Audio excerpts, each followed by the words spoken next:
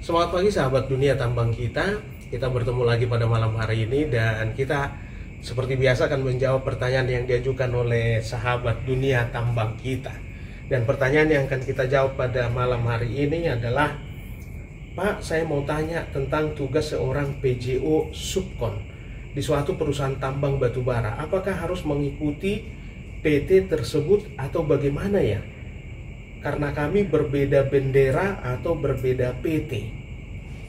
Baik, sebelum kita jawab pertanyaan ini, tetap stay tune di kanal YouTube Dunia Tambang Kita.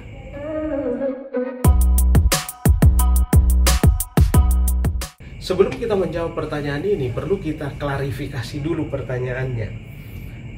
Di sini disebutkan tugas seorang PJO subkontraktor. Berarti dia berkontrak dengan main kontraktor atau kontraktor utama di suatu perusahaan tambang batubara. Apakah harus mengikuti PT tersebut? Nah, yang dimaksud di sini PT yang mana? Yang main kontraktor atau pemegang IUP-nya?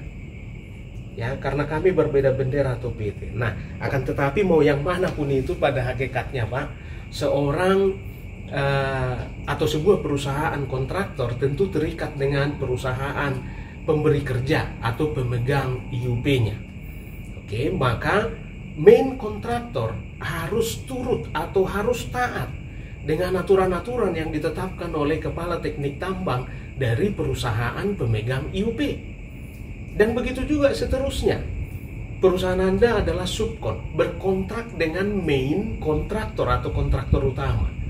Maka perusahaan Anda juga harus taat dengan perusahaan pemberi kerja, kontraktor utama tersebut. Dan kalau perusahaan Anda sudah melakukan sesuai dengan apa yang digariskan oleh main kontraktor atau kontraktor utama, itu berarti apa yang perusahaan Anda lakukan itu juga sudah sesuai dengan apa yang digariskan oleh pemegang IUP. Karena main kontraktor tadi sudah sesuai dengan apa yang digariskan oleh KTT atau pemegang IUP. Jadi pada hakikatnya adalah apakah kami harus turut kepada main kontraktor atau pemegang IUP? Maka sebenarnya tiga-tiganya, baik itu pemegang IUP, main kontraktor ataupun subkontraktor harus sepakat.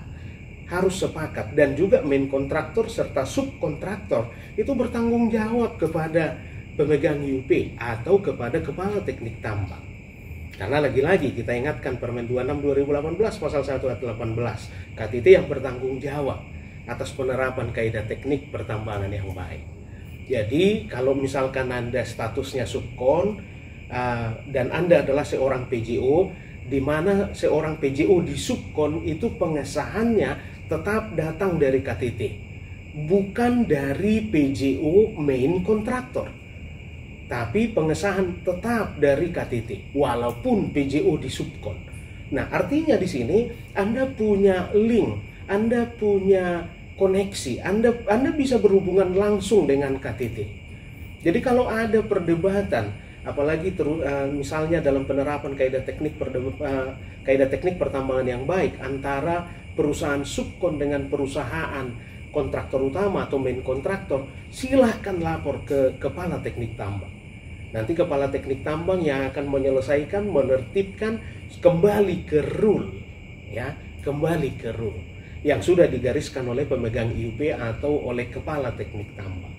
Dan seyogianya bahwa tugas dan tanggung jawab PJO adalah membantu KTT. Membantu ngapain? Menerapkan kaidah teknik pertambangan yang baik. Baik sahabat dunia tambang kita, semoga pertanyaannya sudah terjawab dan semoga pengelolaan usaha jasa di setiap IUP semakin baik. Perusahaan akan semakin untung dan tentunya negara juga akan semakin besar potensi penerimaan negara dan semakin besar kekuatan negara untuk mensejahterakan rakyatnya. Baik, sampai ketemu di kesempatan berikutnya dan tetap sehat.